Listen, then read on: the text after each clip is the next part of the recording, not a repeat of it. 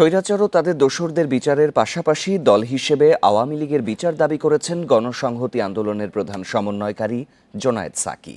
এজন্য প্রয়োজন আইন প্রণয়নের দাবি তার। সোমবার সন্ধ্যায় ময়মনসিংহে দলটির ইফতার মাহফিলে এসব দাবি করেন তিনি। বলেন, গণঅভ্যুত্থানের কৃতিত্ব নিয়ে টানাটানি চলছে। একটি দল এই কৃতিত্ব নিজেদের দখলে নিতে চায়। 5ই আগস্টের পরে বিভাজন সৃষ্টি করা হচ্ছে, ট্যাগ দেয়া হচ্ছে ফ্যাসিস্টের কায়দায়।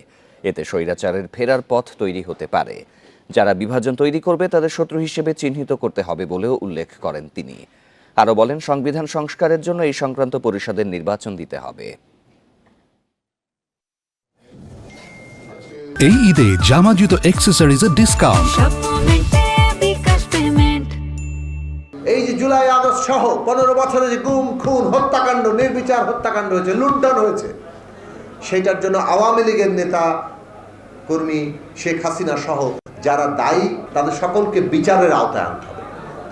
কেবল তাদেরকে নয়, দল হিসেবে আওয়ামী লীগ এই হত্যাকাণ্ডের দায় আওয়ামী লীগের কতটুকু সেটাও বিচারের আওতায় আনতে হবে।